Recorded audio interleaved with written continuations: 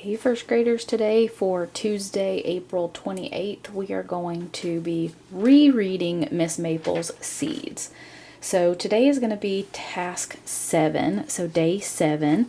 So we are going to be adding the vocabulary words orphan, bustling, firefly, burrow, gazes, grandest, and guidance to our thinking today.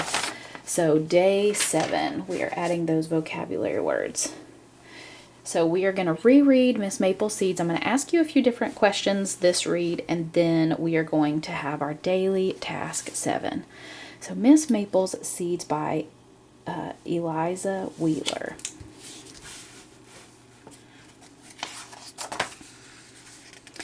So as we read, I want you to be listening for how Miss Maple cares for her seeds. I also want you to pay close attention to the specific words the author has chosen to express a possible feeling of the seeds or to spark your own imagination.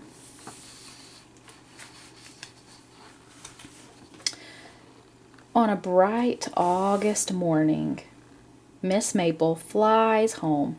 She has hurried ahead of the flock to get ready for her guests.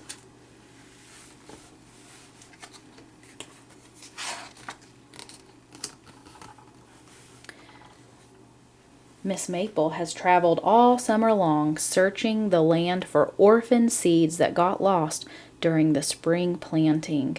She hopes to help them grow strong here in her tall maple tree and get ready for next year's planting.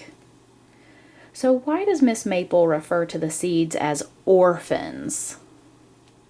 And how might the seeds feel at the beginning of the story based on that word, that description?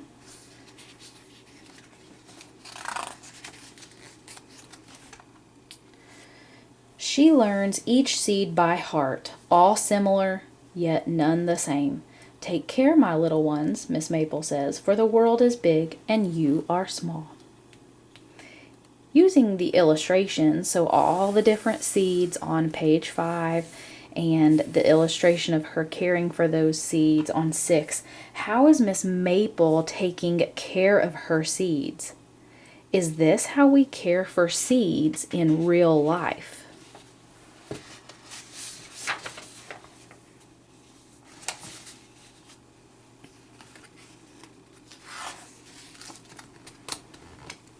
Miss Maple takes them on field trips to learn about being a seed. Some will be carried by the river and land in soft, muddy soils. Friends of the river will help them bloom in safe places.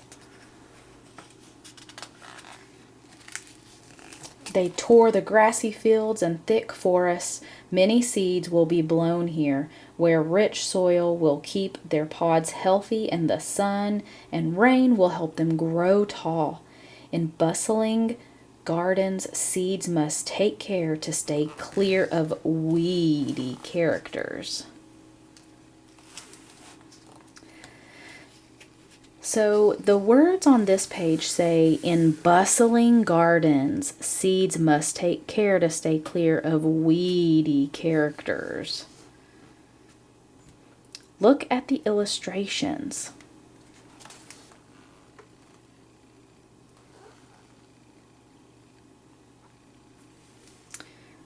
Think about that text with the illustrations. What is the author telling the orphan seeds? Who are the weedy characters? And why would they want to stay away from them?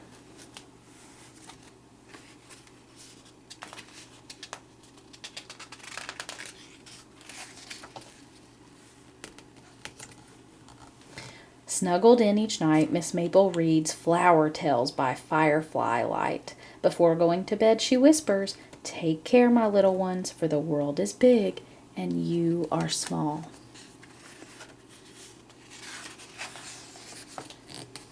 Winter comes. With the snow, a time to stay cozy and dry. Neighborhood friends gather to share their supplies of hot maple syrup, old corn husks, and juicy fruit rinds.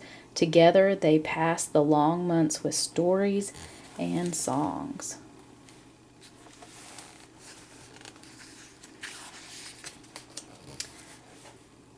When spring comes, thunderstorms pour curtains of rain. Don't be afraid. Raindrops help us grow, Miss Maple says to the seeds. They learn to dance and burrow into the muddy ground.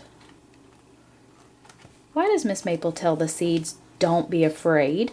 Can seeds really be afraid? What did she mean by that?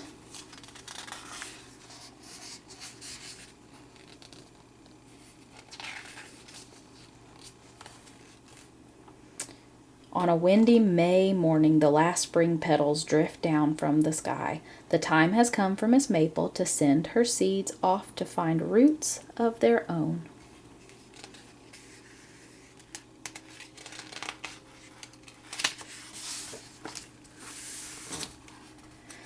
They set out on an exciting new journey into the wide unknown. Some seeds will take root in nearby gardens, while others will travel on distant winds and faraway tides.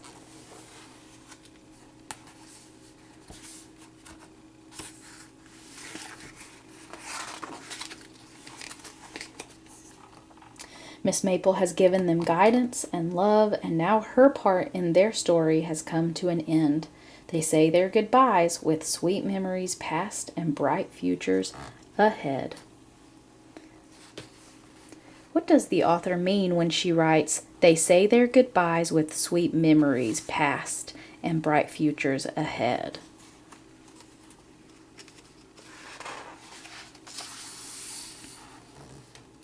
As Miss Maple gazes out across the land below, she whispers, take care, my little ones, for the world is big and you are small.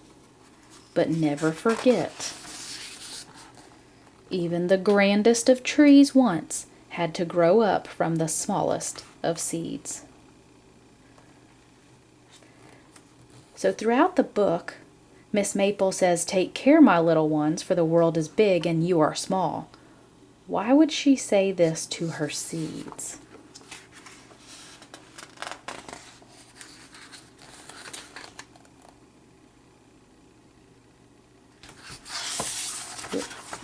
Sorry, I skipped a page and didn't even read it. Into the evening she sips her green tea in the quiet hollow of the old maple tree. But the end of each season is a start to the next. One summer morning, Miss Maple grabs her willow weed hat, whistles a merry tune, and sets off to follow a faraway call of other lost seeds waiting to be found.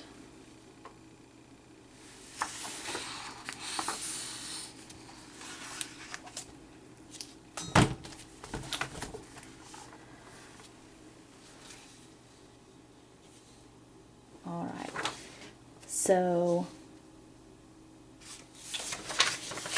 the task for today, task number 7, is asking you if Eliza Wheeler asked you to continue her story about one of Miss Maple's seeds. Pretend you are one of the seeds. Miss Maple has just released you to go out on your own. Write a narrative describing your journey to become planted. Be sure to include how you traveled, by wind, water, or animal, where you landed, how you survived once you got there. Include details to describe your actions, thoughts, and feelings.